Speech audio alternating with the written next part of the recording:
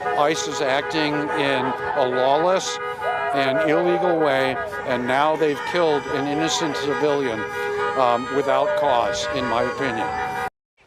Well, tonight, protesters lining the street in downtown Buffalo after the Department of Homeland Security says an Immigration and Customs Enforcement agent shot and killed a 37-year-old woman in Minneapolis, Minnesota today after a group of people blocked agents during an immigration operation.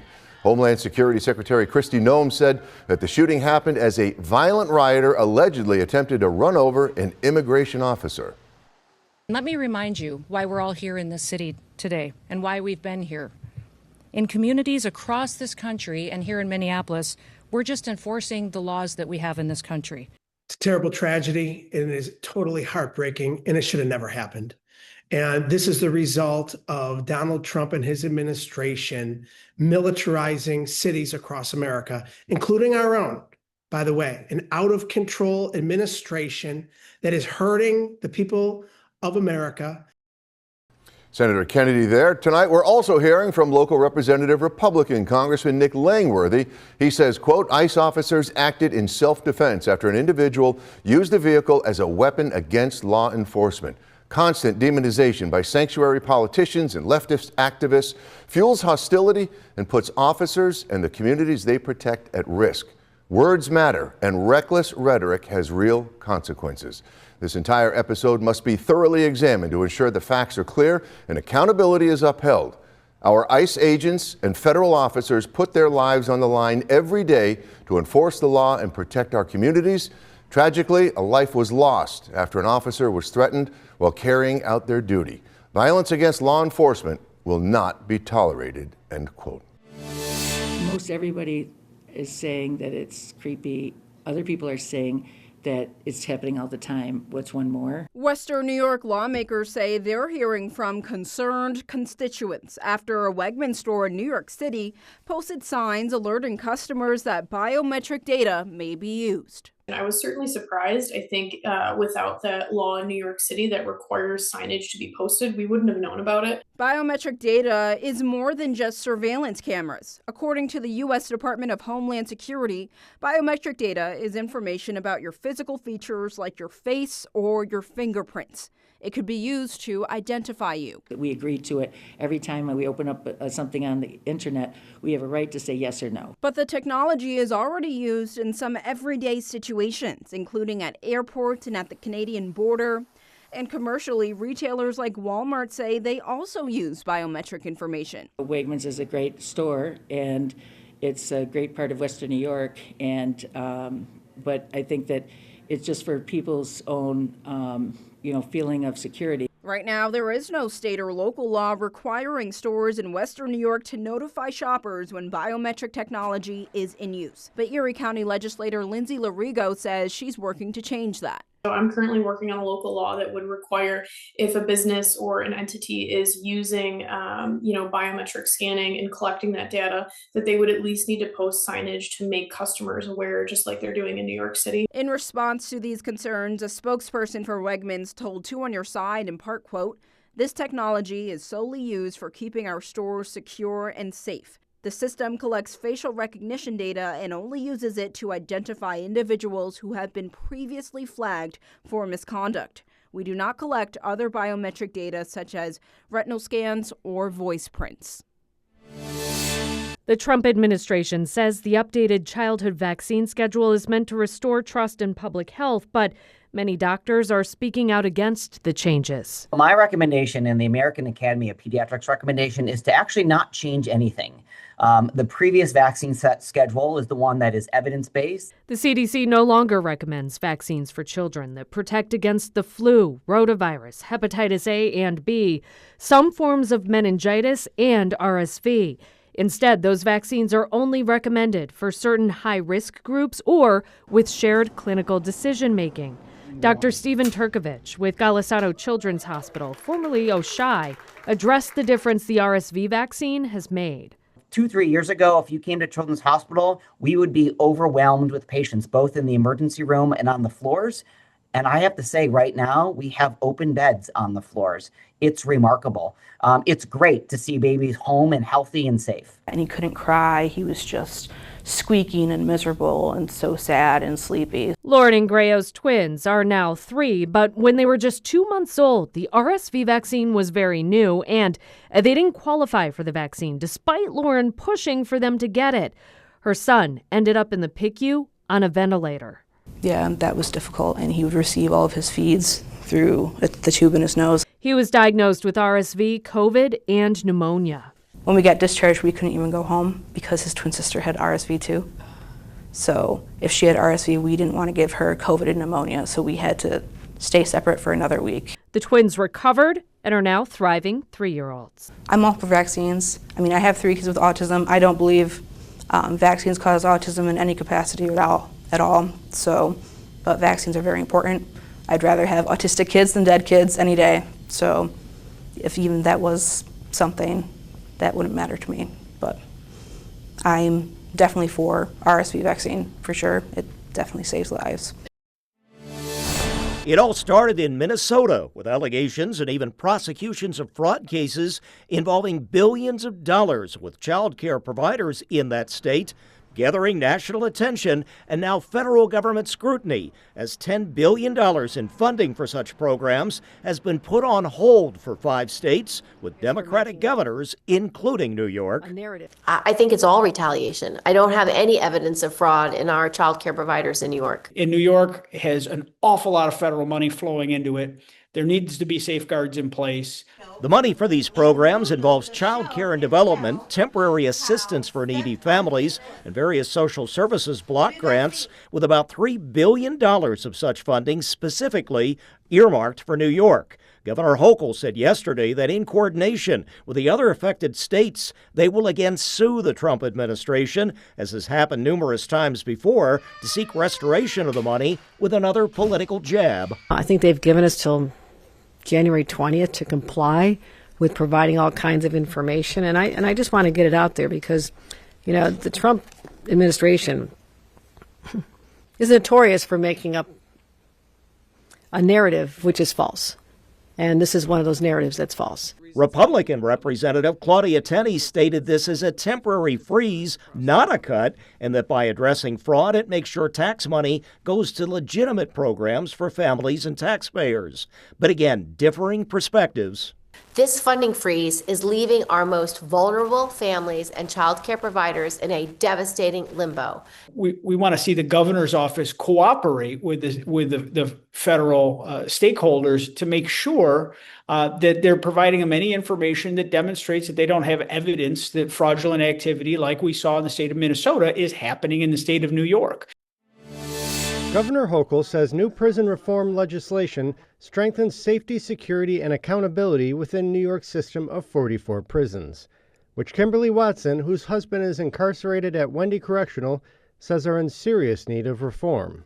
It's just not beneficial. It's just a messed up situation all around. The laws come at a time when allegations of abuse and poor conditions inside state prisons have drawn increased attention from people who are incarcerated, like Robert Brooks and Messiah Nantwi, who died after beatings by prison guards in upstate prisons last year. There's also pressure from corrections officers like those who walked off the job in February and March. In November, Watson's husband Earl, who is near the end of his 18-year sentence for robbery, burglary, and assault, said he was beaten by corrections officers at Wendy. And 9 other officers came out of their offices, shirts off, no campers, on their chest, and beat me from behind, punching me, kicking me, punching me, and kicking me. The security punched me in my neck and my chin. A prison spokesman said Earl Watson was the one who assaulted a captain, but the state has not fulfilled Two on Your Side's Freedom of Information request for video of the alleged assaults. Kimberly Watson said 3 investigators within the Office of Special Investigations, an internal affairs agency within the prison system, have opened an investigation and questioned her husband. They usually just send it back to the facility and the facility does their own investigation. But this time they showed up. They knew it was serious. They were like, we need to show up, especially after the last 2 incidents and what's going on in the prison system. We were grateful for that. Very, very grateful for that. The new prison reforms require, quote, complete audio-visual camera coverage in all facilities run by the state corrections department, including in transport vehicles. They also require docs to disclose the death of an incarcerated person within 48 hours of notifying that person's next of kin. But Watson says a key part of whether the reforms will work will be making sure that COs cannot choose to take off the cameras or to wear them but not turn them on. So I think there's certain things they need to make sure that is done correctly. And it could be something that definitely does change the system. There are people like this that are just pure evil that should never, ever see the light of day again. That's what this guy is. May 11th, 2023, Kayla Hodgkin is shot and killed. He went to her home in the middle of the night, broke into it, and with his daughter upstairs and 2 other kids in the house and Kayla sleeping on the couch, he executed her. It was later revealed that weeks prior, Hodgkin had filed a complaint against her ex-boyfriend, Burham.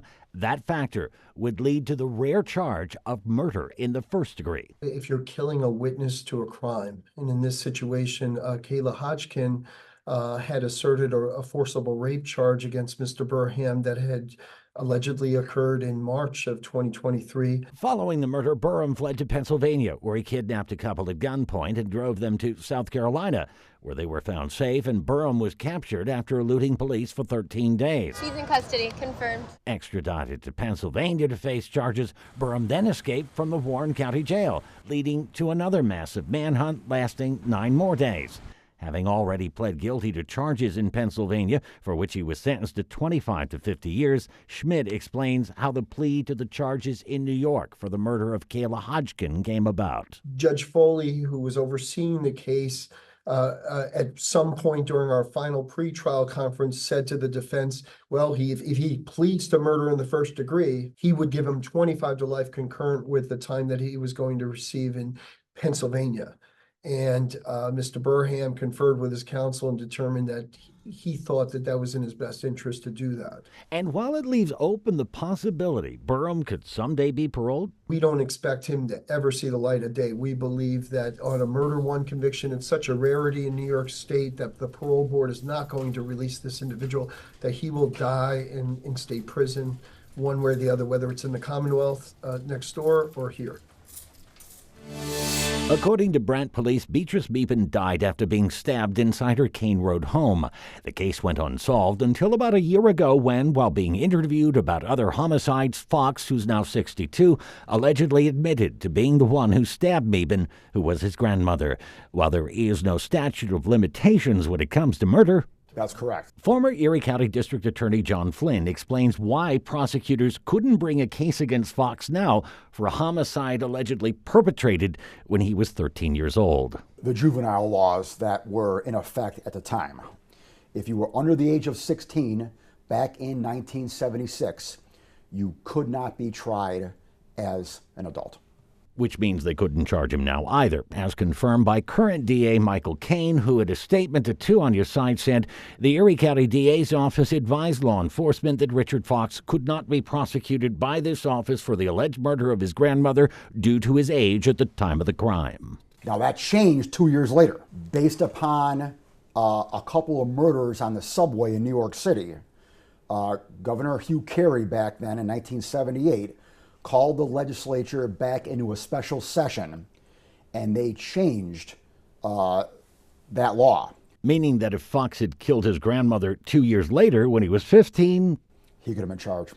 But even there, it still might be a tall task to take on. No question about it. You still need corroboration outside of his confession. And the road toward conviction might be fraught with evidence and witnesses lost over the past 50 years. At the end of the day, you might not get a guilty verdict because it's 50 years old and your case may be kind of shaky. You know, is it worth doing it when he's already in jail for life? On Your Side, Dave McKinley, Channel 2 News. As Mayor Sean Ryan and his administration, with advice from the state controller's office, figure out how to deal with a City Hall budget gap, which the city controller now says could be anywhere from $42 to $80 million come June.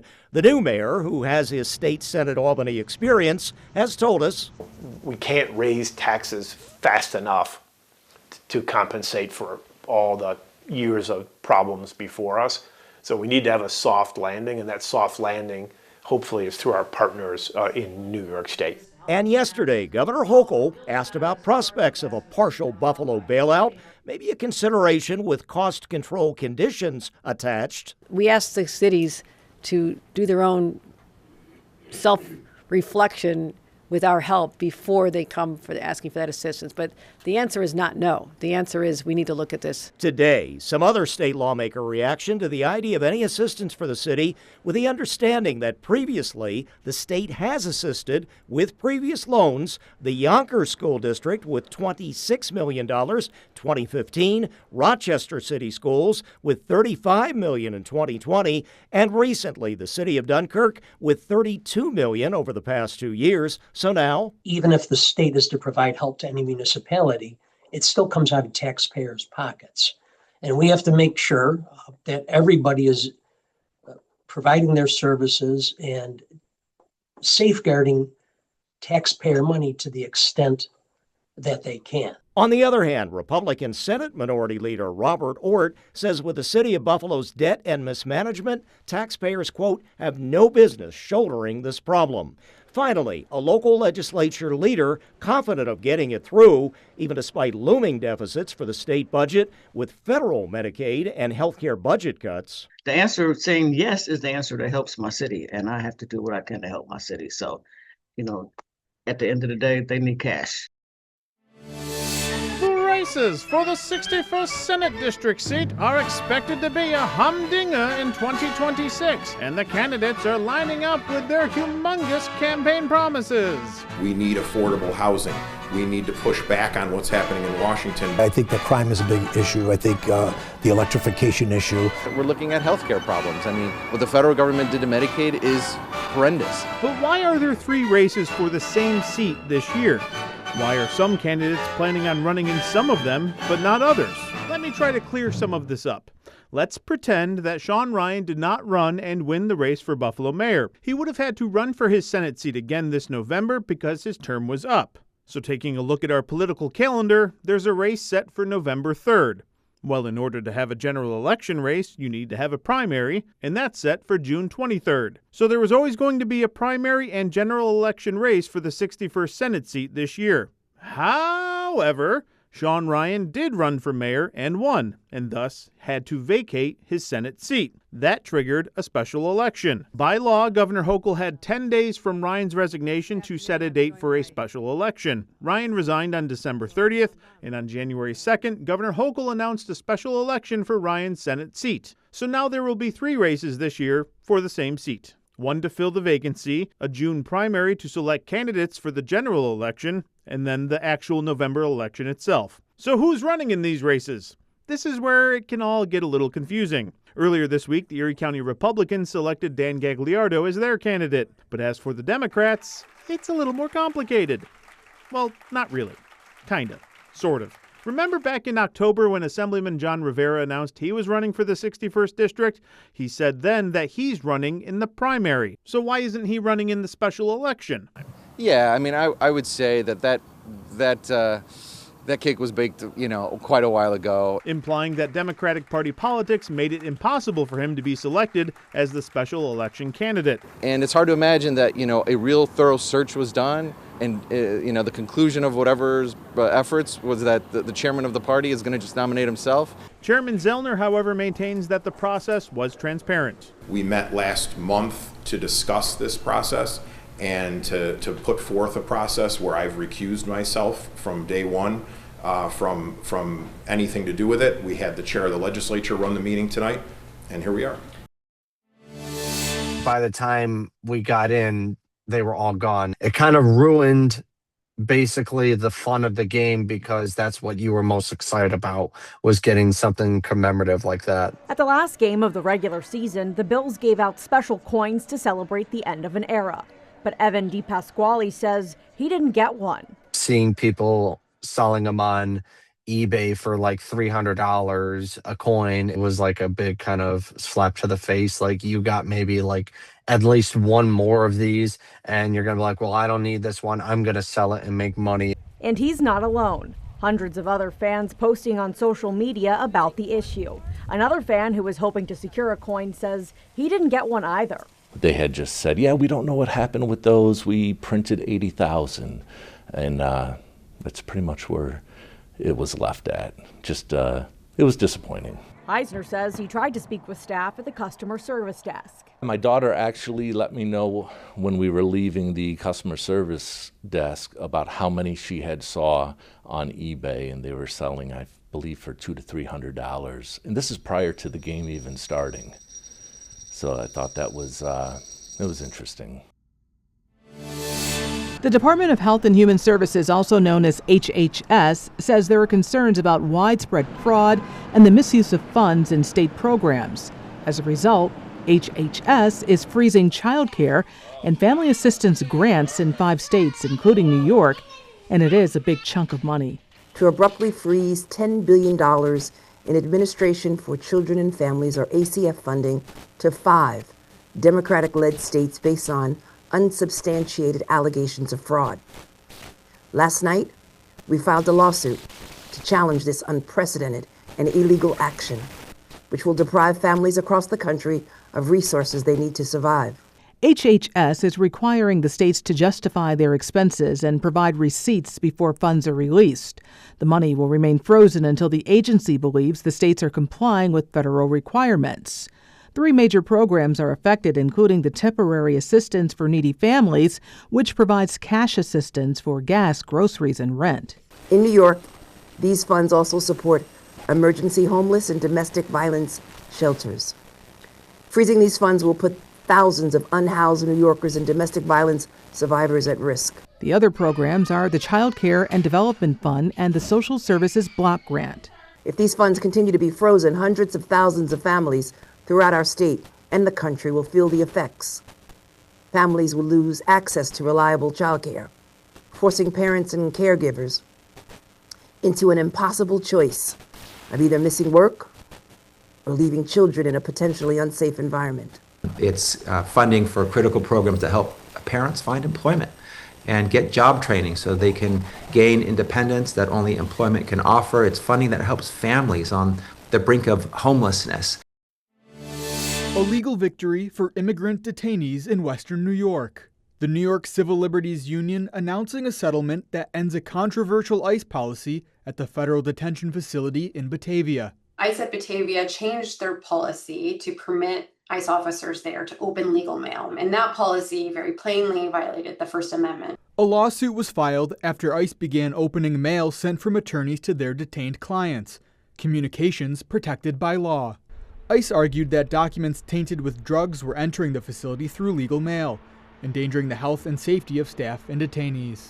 They claim mail was opened in front of detainees, with officers prohibited from reading it. Lawyers cannot send communications to clients that they know will be read, especially where they're going to be read by the opposing party. Advocates say the policy didn't just hinder attorneys, it silenced detainees. They could not complain about what were abusive conditions, have been abusive conditions at that facility without worrying, wondering, is ICE going to read this? Are they going to know that I'm complaining? Will I be retaliated against? ICE argued in court that similar policies have been upheld elsewhere, but ultimately agreed to the changes. Under the settlement, ICE must stop opening legal mail, and the court will also oversee compliance.